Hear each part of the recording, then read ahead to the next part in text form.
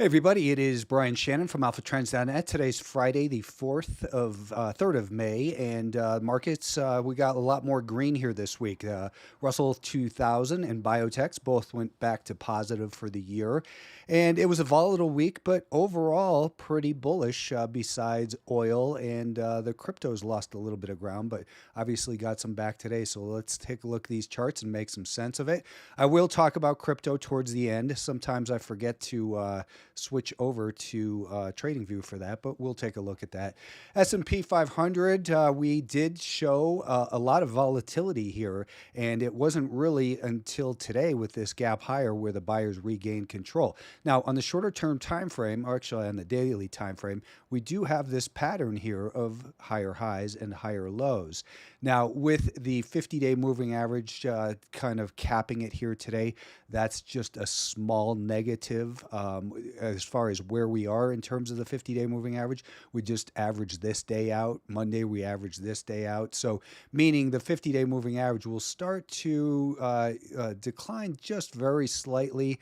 And what I would really like to see happen would be a pullback somewhere into this range, maybe even close that gap, and then to build for another push higher. If we can reestablish the anchor off of that high as a support level, that would be a strong thing to see. And just to see this volatility calm down a little bit. We got through a lot of earnings reports this week, and overall markets are, again, they're positive for the week. So we've got to view that as a win for the bulls. Now, the Nasdaq, we have this prior little band of support, which we're still kind of fighting, you could say, because it is that 50-day moving average as well. The anchor off the all-time high here is in purple, and we did make it above that as well. I was thinking maybe we would gap above the 5-day moving average, pull back and run like this. Instead, it was a much bigger gap. So we've got generally, I mean, overall, let's back it up for a moment here to the weekly time frame. We're still in a major uptrend. This is a pullback. We'll know soon if it was a shakeout, but things are looking a bit better here.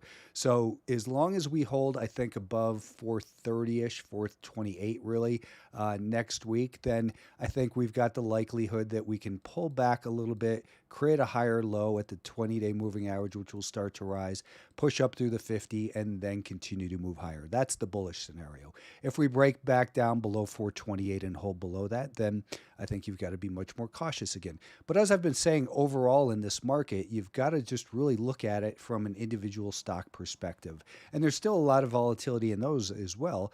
We'll talk about some of those names. But the Russell 2000 did make it past that band of resistance that we were talking about. And if you got involved, great. Most of the gains came on the gap here today. And there's still a group that needs to prove themselves. Ideally, what do? They pull back a little bit, establish support back here where we'd previously seen this resistance at that thick purple year-to-date anchored VWAP. That would also give the 20-day moving average the opportunity to catch up to it. And then maybe we kind of compress between the 20 and the 50-day moving average, and then perhaps it could continue to move higher on this weekly time frame, which is still constructive overall. We got a good scare really these 3 down weeks, and now we're going to have to just kind of say the light has turned a little bit yellow. It's not always obvious that the buyers are fully in control or the sellers are. Now, the semiconductors, which we know have been the leaders of this market forever, have been a little bit weaker overall in that when we look at the daily time frame, you can see the anchor off the all-time high. That's that purple anchor that is attached here, has been resistance here. So until we get back above that and hold above it, which is this prior band of support as well, then we've still got to be a little bit more cautious. That's the reason for caution. Now, what we like about it overall, of course, is the longer-term time frame. All we did was go from testing the rising 10-week moving average to testing the rising 20-week moving average. And actually, that's exactly what happened in the S&P 500 as well. We had been holding above the 10-week average. Now we're holding the 20-week moving average. Is that going to be similar to what we saw over here for the 2020 low, which was holding the 10-week? It pulled back to the 20 and then continued to move higher. That's certainly a possibility that you can't extrapolate that and say, just because it happened over in this area that it will happen again. But it's definitely something to bear in mind. Now, back to the semiconductors, we see that this support is holding for now as supply, and that's about 220. So we have the higher low right at the year-to-date anchor. And by the way, the S&P 500, same story, right at the year-to-date anchor, and that's exactly where the buyers showed up in the SPY and the semiconductors. So that also adds some positivity. So what would I like to see with the semis? Maybe a little push up through here, pull back, and then continue to move higher. So in other words, just another higher low, maybe at that 20-day moving average. See that 20-day moving average, get rid of this data, and then start to curl back up again. That, to me, is the bullish scenario for semiconductors, because the longer-term time frame on the weekly is still higher. Odds favor that. It doesn't mean it's going to happen. Always know where your stops are for the time frame you're involved. Biotech stocks, these were the leaders. And as I mentioned on Wednesday, this is what we were looking for. We were looking for them to push slightly above that level, pull back, make a higher low, and then get going. I completely missed that move. I'm not involved in it. I didn't chase it. It is, if you did get involved in that move, keep in mind, where has it come from? It just came from 82 to 92. So that's a 12% rally just off of these lows in the last, 6, 7 days. So 12% in 7 days.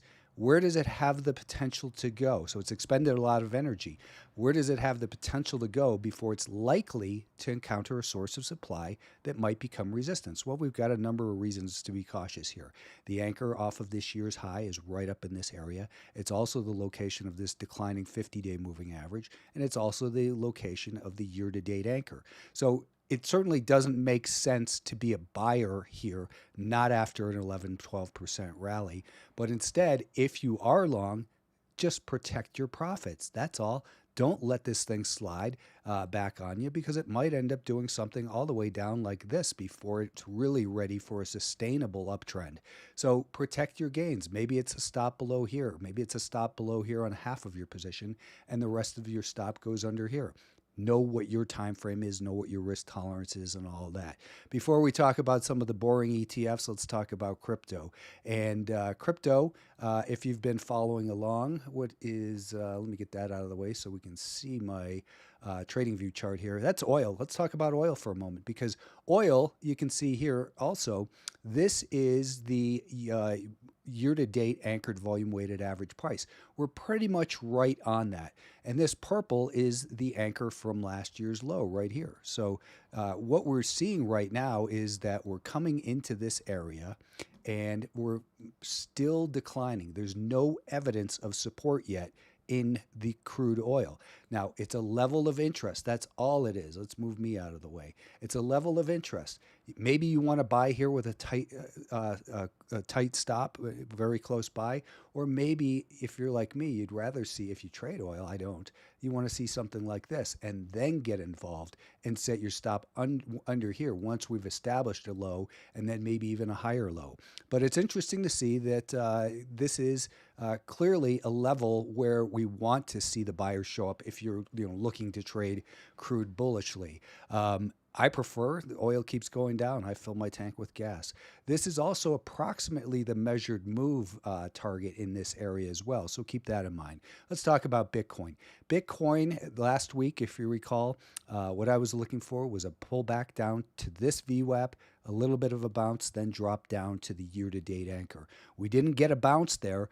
Instead, we dropped right down to the year-to-date anchored VWAP, and man, you just can't make this stuff up. It nailed it almost perfectly. Look at where this market stopped in there. Let's look at a 12-hour chart. So let's look at, and I guess it's not on there, so we'll just go to back to the daily time frame. Look at how it came down to that year-to-date anchor, and we're getting this bounce. Now, what's the most likely scenario for Bitcoin, in my opinion? Well, we've got the anchor off of this peak right here, and that is where we did a handoff from the anchor from the all-time high. So that's a chapter in my book, The Anchored VWAP Handoff. It's where we saw that latest decline occur. And you can see there's some prior support in here as well. So it's likely it's going to slow down in this area. This is also the declining 20-day moving average. What I'd really like to see for Bitcoin is that this ends up hopefully becoming a low. We then pull back a little bit, create a higher low. That gives the 20-day moving average the opportunity to kind of flatten out. This is where we were 20 days ago. This is where we were 50 days ago. The anchor off of the all-time high comes down like this. The anchor off of the 50-day the 50-day moving average will look approximately the same. Rally up towards here, create a higher low, and then we could be off to the races once again in Bitcoin. So this is going to hopefully prove to be a very important low for Bitcoin. Ethereum didn't get down to that anchor we were looking for. It failed the year to date. We were looking for a test of perhaps the anchor from this low, and also this trend line that was drawn. That ended up being the perfect low in here. So what would we be looking for in terms of the most likely scenario for Ethereum? Well, I think that one, you've got to put an anchor off of this peak right here, and then you go back to the prior peak as well. And you can see we're battling with that one. And, you know, perhaps we see in here, where's my drawing tool? Here it is. Maybe we see something like this, where we continue to rally up just a little bit from here and up to that anchor, hold the 20-day moving average. The 50-day moving average will start to flatten out in the next couple of weeks. And then hopefully this ends up being an important low. And then this will end up being an important higher low somewhere near that 3,000 level. It's too early to say that yet, but it's very impressive the way these things came down, in particular Bitcoin, right to the year-to-date anchored VWAP. And that's exactly where it got this bounce from. So some of the themes I think that we saw this week were, you know, the weed plays got some news, and unfortunately, they didn't give up the gains. If you were in them prior to the news, you did well. But the anchor from there shows that the average price, for instance, on CGC traded this week was 1160, and you know, down about 10% or so from that. Now, these weed stocks, I think, have the ability for the first time in a long time to sustain a longer-term uptrend because we have a rising 40-week or 200-day moving average. There's your 200-day moving average. I don't trade these, but the regional banks look like maybe they're beginning to make a move. It's very similar, in my opinion here, to the way the energy names made a low right in here. And if you recall, back in February, March, I was bullish the energy names breaking out right here. Well, very similar. I think the KRE is kind of in that same area. Now, it might need to pull back and consolidate here a little bit and then break higher.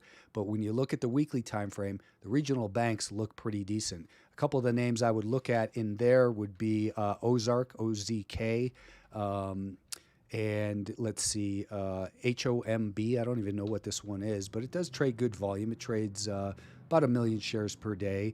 TFC was another regional bank that has a nice longer-term look to it. This morning when I was on Investors Business Daily, we spoke about the longer-term potential for Generac, for PayPal as well. These are a couple names that they're not quite ready to go yet, but they're certainly starting to look ready. These are things I update every day for subscribers to Alpha Trends. Hopefully you took advantage of that sale last week, and that'll do it for now. Have a good weekend.